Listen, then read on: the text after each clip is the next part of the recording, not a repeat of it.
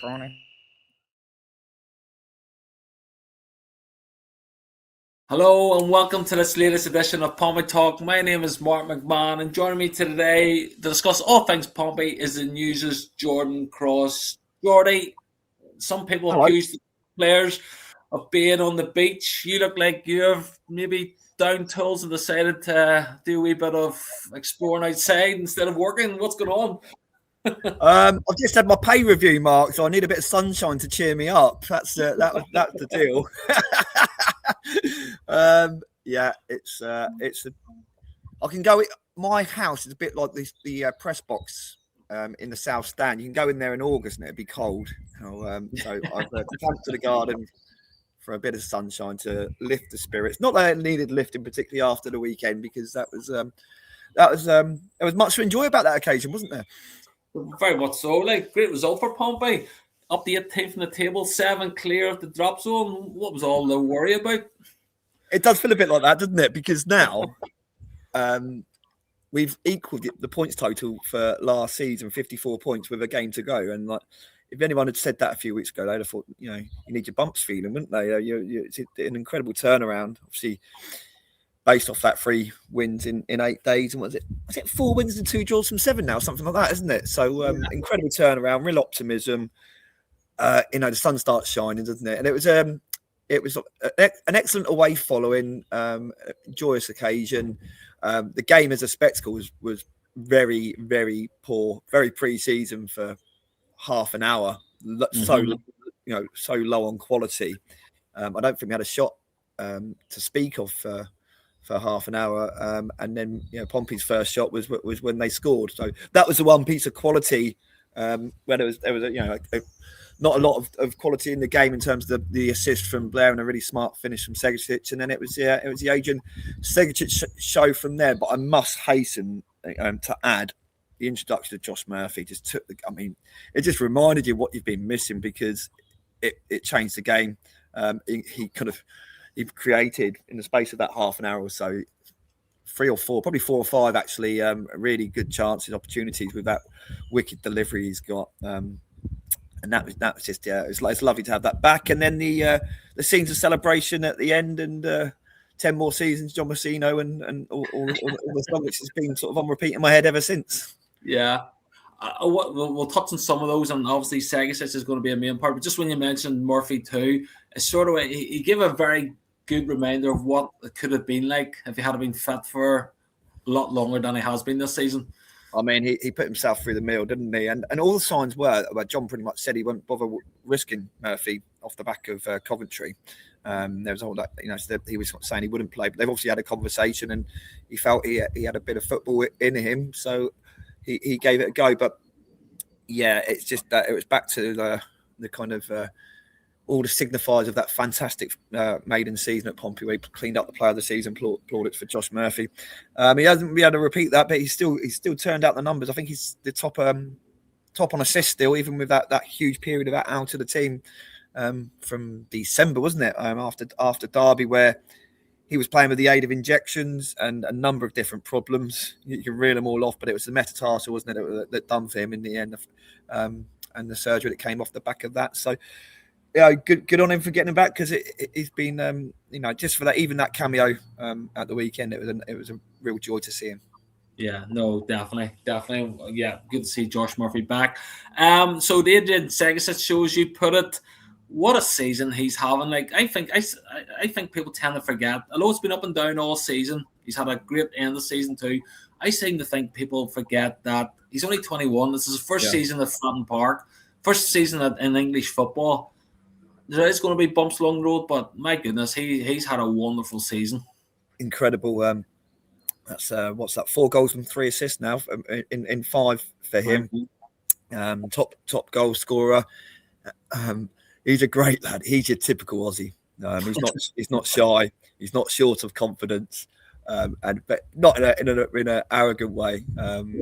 He can't help but smile when you speak to him, and he does everything with us. Plays his football with a smile, and he's really enthusiastic around the place. But I'm just really pleased for him, because remember, he obviously hit the ground running, and then you get these travails sort of the ups and downs through a season. But he had that real difficult moment against Hull City, didn't he, where they made the costly mistake there, and that was, he got pelters for that, didn't he? He got absolutely, and even from his own manager who didn't shy from in the immediacy of that game of calling him out for showing his frustration about that, and that preceded a spell out of the side, and then he's come back. So and in his own words, I think I've got to find the quote. You have to look back for the story. But he pretty much said, "I've kept Pompey up." He wasn't too far short of that, really, which it amused me when he spoke after that hat trick. Great for the lad, and I would like to see Adrian Seager moving forward. He's a number 10. That's his favourite position. He's been used off the wing for a number of different reasons, for necessity to a point. But that's where I'd like to see Adrian Seager's future at the Pompey. I think he's got a really effective attributes to that. I don't think he's gifted with quite enough pace to play on that wide role in the way that John Mousinho would like his wingers to play. But I think he's got that craft and that sledgehammer of a left foot when you get him on that left foot and guile it to really have a bright Pompey future in the number 10 position. And as John Mousinho said, he wouldn't be surprised if there was even Premier League suitors for him. But we want to see him here at Fratton Park thriving next season. And he thinks he can do that and help Pompey push on towards the playoffs. Yeah, I wouldn't ask this question if it wasn't for John Mousinho offering up that quote that he did in an interview with you at the weekend or before the weekend, saying that he wouldn't be surprised to see some Premier League clubs or higher up championship clubs coming in for Seager. Or you think he's talking him around? Yeah, is that like is there a possibility that Pompey might be able to might cash in on him this summer? Surely not. I'd be. You can't rule it out. I'd be surprised. I don't think there was any when John Mousinho because he did offer it up without me really asking a question about Seager last week. So I get your point when we did the story about he said he wouldn't be surprised with Premier League interest or this level, the level above. I don't think there was any ulterior motive behind that. I think he was just chewing the fat, John, there. But you don't know, and if there is interest in that at the right price, then we know Pompey's trading model is such that they would look to do a deal if that was the case. As much as I'm pretty certain that we're going to see Terry Devlin moving on and John pretty much saying that in not so many words, I just think that maybe not so much for Seager. I'm not quite sure he is actually ready for that level. As you say, young lad. He's new to Terry Devlin's only a year older, but he's had that extra time in English in English football, hasn't he? And this is only his first season, so there's a lot to learn for Adrian. There's a lot to learn for him out of possession. For me, he's a great lad. I don't want to say it sounds rude, but perhaps not the sharpest tool in the box. Don't be saying that. in terms of I'm going to talk about football intelligence. I'm going to frame it around that, and I think we've seen moments where he does switch off. So that he's got to learn, and he's just remarkably honest himself. He said, he's a young boy, and as much as he's confident and talks himself up, he's honest as well, and said, he's learning, and he will get peaks and troughs. So. I think that's a fair assessment from Adrian of his own. He's not got delusions of grandeur, and he's got to give it a pretty real assessment of where he is. But I just think probably not quite yet for Adrian. Yeah. Does his presence there again? It's an awkward one. This one. Does his presence there give the decision on Connor Chaplain? Not that we think that. Well, we don't know what's going to happen with Connor Chaplain, but do Pompey see Seager then as the guy that maybe played that number 10 role next season, which then means the chance of Connor Chaplain remaining at Pompey next season and signing a permanent deal sort of way start to diminish slightly? I think he has stunted. Connor coming in has stunted Adrian's development as a number 10 at Pompey, I think, naturally, because that's where Connor's stock in trade. So, but obviously, Pompey just couldn't refuse that offer when it arose. Yeah. Really, and it was too good a deal, an opportunity to turn down. So, I don't think anyone's begrudging was denying that last summer, even though it hasn't quite happened for Connor this season. I haven't got a handle on on where that goes. I think Connor genuinely hasn't at the moment. He's pretty honest. I've got a good relationship with Connor. When I spoke to him after the Middlesbrough game, he was like, "Mate, I just genuinely off the record." He's like, I don't know. I'm not going to tell. He didn't say anything different on the record to off it. Sorry, so that he just didn't know. But that will come. Pompey have said, John Mousinho has said it. You know, a free agent Connor Chaplain is something they would look at. He's probably got to say that, I think, to an extent. It's just a case of what can be done at the right price. I think most, we've asked the question, haven't we, with one of our engagement posts on social media, and I think most Pompey fans were like, if we can do a deal at the right price, they'd love to have Connor Chaplain around. So, sort of a lot of effort on a lot of focus on being the right price. But we're talking, one of the big lines from John Mousinho, off the back of speaking to him, was the talk about increasing and spending significant fees. And in terms of wages, Connor would, he's not going to cost a fee, but in terms of wages and increasing the budget, he would, you'd have to push the boat out for him, I think. So it's whether there's value there, I guess, for that one. But in answer to your question, I think, he has naturally 6 victories as a 10, and Connor being there has held him up that progress this season, certainly. Yeah, there's a bit of a theme to this Pompey Talk today. Like, we're coming to the end of the season. There's a lot of question marks over people's futures. And bear in mind that Pompey made 5 changes against Stoke on Saturday. A lot of fringe players. One of those being Hayden Matthews. One, can I ask you what you thought of his performance? And just generally, what does the future hold for him? Pompey got 6 centre halves. We all know they might want to recruit a frontline centre half there in the summer. Is his future at Fratton Park, or how do you assess that, Jordan? Yeah, potentially. I think it's given that Pompey would want to return on investments, and maybe a loan would be the right thing for Hayden Matthews next season, given the kind of the number of centre backs they've got, the options they've got. They probably, and maybe if they did want another one, then certainly you'd think. In terms of Dia, that's one that they'd want to develop and probably keep at the club. Dia seems to be slightly above Hayden in the pecking order at the moment, doesn't he? So, I thought there was a chance. Like, John gave players a chance to, 1 or 2 players like him, like Luke LaRue, like Harvey Blair. It's a chance to stake their claim. I sat there half an hour in thinking, blimey, these players aren't taking that opportunity. I think that. Anyone was particularly stepping up, but I thought Hayden was fine. He did fine.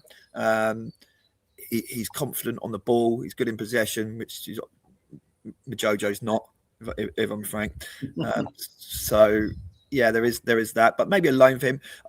I thought Harvey didn't quite step up, but then got his assist to dig him out of what was a below par performance, I thought, really. And I thought Luke LaRue, to his credit, I mean, I've given him some flack this season, constructive criticism, hopefully I'd like to call it that. But that was a good performance. I think that was about as good a performance as you can expect from Luke LaRue. But the sad thing is, I think good a performance as you expect from Luke LaRue, a bit like he was at Norwich. It's still not good enough. So again, that's going to be one that I think Pompey, these players, they've got to trim the fat, haven't they, to make it work, just to make business sense and within the confines of the 25-man EFL squad. So these players, you've got to be thinking of the trio we've just mentioned there. All 3 of them, loan or permanently, may not be at Fratton Park come the end of the summer window. Okay. Again, I was going to ask you about Blair and LaRue, but you've answered that already. What about John Swift? I just find the John Swift situation rather curious. He can miss 5 or 6 games, come in 1 or 2, then he's in absence again. It just begs the question: what is Pompey's vision for John Swift? Where do they see him fitting in? And does he is this a 1-season stay at Fratton Park for John Swift even? No, I think he probably sees out his contract. You never know, but he's obviously got another year to go. He's been in and out. I think probably this would be the way it unfolds for John Swift at Pompey now. He's got quality. There was a point in February off the back of the Charlton and Millwall wins where I was clamouring for Swift's inclusion. I thought he gave another dimension to the midfield. He dovetailed fantastically in terms of attributes with Ibu Adams and Marlon, and I really like what I saw. But it didn't. They went another direction. I don't think he's. Well, we saw at QPR what happens when you pair him with Marlon packing a double pivot. Probably just got ran through, didn't they? So he is again 8/10 really for me. But I think perhaps moving forward, we might just see, the kind of the more limited playing time. And it's a bit, Pompey wants to progress. They've got to, haven't they? It's a bit like if Andre Dzao and Marlon Pack were to say, well, obviously there's a talk about Andre Dzao, but I think we sort of said in previous Pompey talk, I'd expect them to be 3 and 4. So in terms of the, Ebu Adams being probably starting choice and another central midfielder coming in, so you've got to have this constant evolution. And John Mousinho's talked about that, the squad planning and where things go now. And they've been short term for a couple of windows, but they need to recruit well, pay significant fees. I mean, there's a lot of upbeat talk from John Mousinho about that, talking kind of in the £2 to £5 million category in our story today, up to 4 or 5 players in that mould. If you do that, then I can only see more limited playing time for John Swift moving forward. Would he be happy with that? I'm just thinking back to last season with Matt Ritchie. Similar circumstances, maybe he's at a stage of career where he probably wants to play football. Could that sort of eventuality happen? Or again, are you sort of saying, no, he's not like Matt Ritchie at all, totally different character? No, quite possibly. I mean, he's an excellent professional from what I can see. He's had a great career at that level. He's a proven operator at championship level. So it's something I'd have to ask him. I haven't spoken to John for a while now. I've got sort of really good relationships. It's like I could talk about Colin Chaplin's personality to the cows come home, because I know him pretty well. John, I don't know so well, so I wouldn't. But I'd have to ask him and get a feel for that. But I wouldn't be surprised if you'd have a grown up conversation about his position, which they're going to have these end of season reviews now. And I think John will probably see the what the pattern is here. So maybe watch this space. Yeah, I felt a wee bit for John or Iban Boat on Saturday, not getting in that starting 11 after scoring against Leicester. He hasn't really had much of a look in. Again, a lot of fans were picking up on that before the game started. They can't get in there to say what's the future hold for him.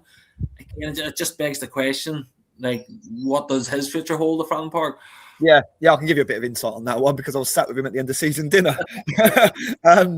And he is engaging, you kind of we're rooting for Iban now, because I haven't got to know him a little bit. He's a intelligent, switched on, pleasant company, and got potential.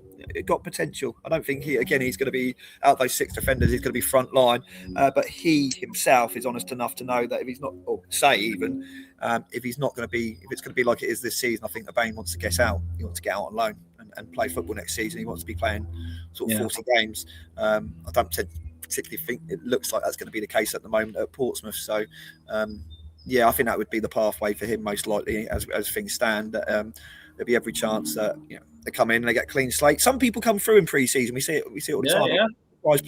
People surprise you in good and bad ways, and he could come back and force his way into contention. When everyone starts with a clean slate, but I think if the season starts and he's kind of doing what he's doing at the moment, I think you'll see Iban look to get out and play some football. Yeah.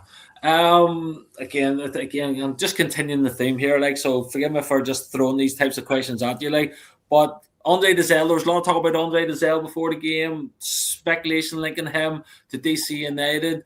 John Mousinho spoke to you guys about him at the end of the game on Saturday, but at the same time too, claimed he wasn't aware of that interest. Again, has your understanding of their situation changed over this past 72 hours?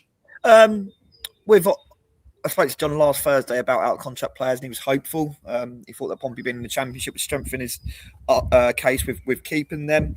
As I said on our Facebook Live when that story broke at the weekend, it smells right to me. I've said that to yourself, haven't I?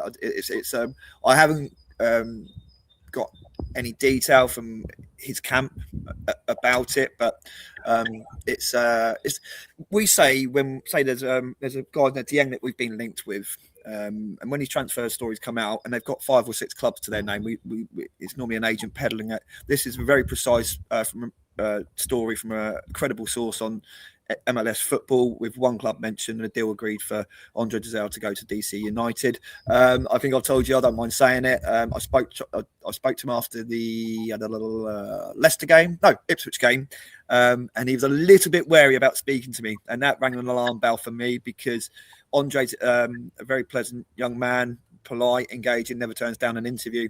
And he wasn't keen to do an interview to the point I was just saying, look, okay, I won't ask about your future if that's what you're worried about. He then did the interview. So that was that rang an alarm bell for me. Lo and behold, this story then comes out. Credible source. Add it all up to me, it rings true that that's there's something in that one. So one that again, John, it's one to go to John, to Andre. He's keen to speak to him now in the end of the season, but that smells correct to me, which is a bit of a shame really, because I know the MLS is kind of evolving and moving up in terms of quality. But it's still, in my mind anyway, it's always a bit of a kind of final move for a player. I wouldn't like someone like John Swift would go there as his next move, at 32. Not at, what's Andre, 26? He's got yeah. And he's been a real strong performer at championship level. So probably money, isn't it? It's probably a factor as well. So I wouldn't write off. I mean, there'd be talks, weren't there, about how things are panning out, and I guess Pompey want to put an offer to Andre, but it all kind of adds up to me at the moment, looking like he's going to be on his way. Yeah. Before we go into Joe Mousinho chat, just one final one. I'm just a wee bit intrigued in your thoughts about Toby Stewart.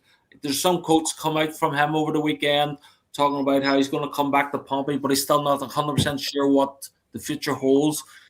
Can you see a scenario next season where Toby Stewart is either Pompey's number 2 or Pompey's number 1? I could have seen a situation where that was the case if Pompey got relegated. I think he would have been ready for League One. He's a great young lad, great talent, great family, great people around him, level-headed. He's had a roaring success at St Johnstone. I mean, everyone is just so pleased for Toby Stewart, because he is the kind of, it's not been great for the academy in recent years, has it? But he's a poster boy for them in terms of, and he's going to go on and have a great career in the game. I'm absolutely certain about that. I just think that in terms of Bursic and Smid, if they stay, they're a good 1 and 2 for championship level. And Toby being around it, does he want to come back and be a backup and not play? I think he needs to get out again. I think he showed that he could do it in that loan at Crawley, that he could do it at League One level. And with St Johnstone getting to the SPL now, why wouldn't he want to? Why couldn't he go back out there and have a season in the SPL? There's every chance that could happen. I know the way that John's going to play it. He'll get him back in pre-season, have a look at him, and then form a judgment on that. I just think for Tobes, not quite now for the championship. Will be one day, and I just think that it doesn't make sense. He'll want to play. Some of these players that you've seen over the years, these academy players in Cat 1 academies, and obviously Pompey in their Premier League days, they wanted the glory of being associated with a football club at the top level without putting the graft in, and they were happy to sit there, take some decent money, not play any football. Toby Stewart's not one of those people. He'll be wanting to get out and play. Good luck to him. I see him playing, 46 games somewhere next season. Yeah. Okay. This is a thing that's going to keep on rising. We all know John Mousinho. The support he got at the end of the game against Stoke was just unbelievable. 3,000 plus Pompey fans all singing John Mousinho. His fist pumps at the end. Great scenes. Has he done enough so far to sort of distance himself? This is just going to keep on rumbling until he says, "I am going nowhere. Forget about it." Really, has he done enough so far to sort of quell a little bit of talk that still lingers? Yeah, I think he can only do what he's done, isn't he? And as it is at the moment, there's no clubs making a move for John Mousinho. There's no suggestion of him being on his way. That said, you do not know what's around the corner. There's been a number of championship clubs looking for a manager in the summer. Bristol City, we keep talking about. You've got the likes of West Brom. Leicester are going to need someone in after they, to sort that mess out, aren't they? There'll probably be a sucker that I think they can do that. Blackburn, not so much. I know they've got the O'Neill situation, but they're not kind of particularly appealing for a manager whose stock is on the rise. But we just go back to what we're saying at time and again, Mark, don't we? It was massive, not just for Pompey, this staying up, but also for John Mousinho, because a man who's got a League One title and kept Pompey up on a shoestring for 2 seasons in the Championships, a man with his stock on the rise. If Pompey got relegated, what would the optics be of employing John Mousinho at Championship level after a relegation? His stock reflects that, and I just think there's going to be some telling things happening in the next week to 10 days. So some very bullish talk from John Mousinho on budgets, significant fees, paying 2 to 5 million for 4 or 5 players. He's kind of nailed his colours to the mast firmly on that, being very front-footed. There are talks to get clarity about that in this week at some point. So what's the rhetoric going to be like off that? It's going to be revealing. When we speak to John Mousinho, and he does his, maybe this weekend, maybe this Wednesday on his presser, maybe when he does his wrap-up interview of the news, the tone he strikes then will be revealing about where things are headed for him.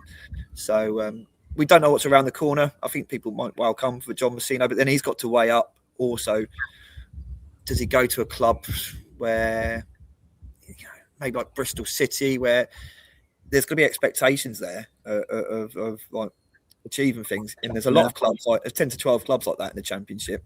I mean, look at Stoke City, for example. This is a great example of cautionary tale for Pompey. They spent £350 million under the Coates family. Incredible. They've waived 90 million loans and a 120 million loan in the last 4 or 5 years. For what? For 10 consecutive bottom half finishes in the Championship. Yeah. It's absolutely crackers, isn't it? So there's a lot of clubs like that. So John's got to weigh up. Is the grass greener on that front? If he is going to, when is the right time? So if if the owners are going to go to back into the level he's talking about, all talk of lack of ambitions out the window, because that's 2 to 5 minutes for 4 or 5 players is what we're talking, what we want here, and it's what John Mousinho wants. Whether that plays out, we'll see, and I think that'll be telling about what happens for John Mousinho in his future. Okay, brilliantly put, Jordy. Thank you very much for that there. And thank you as always. I know I threw some pelters at you there, so it's always good to get their honest opinion on them. So much appreciated. And thank you all for watching too. A lot of these stories and what Jordy has been saying will be on our YouTube channel, and we'll also be doing some stories on portsmouth.co.uk. We'll be back sometimes this week. Until then, take it easy. Goodbye.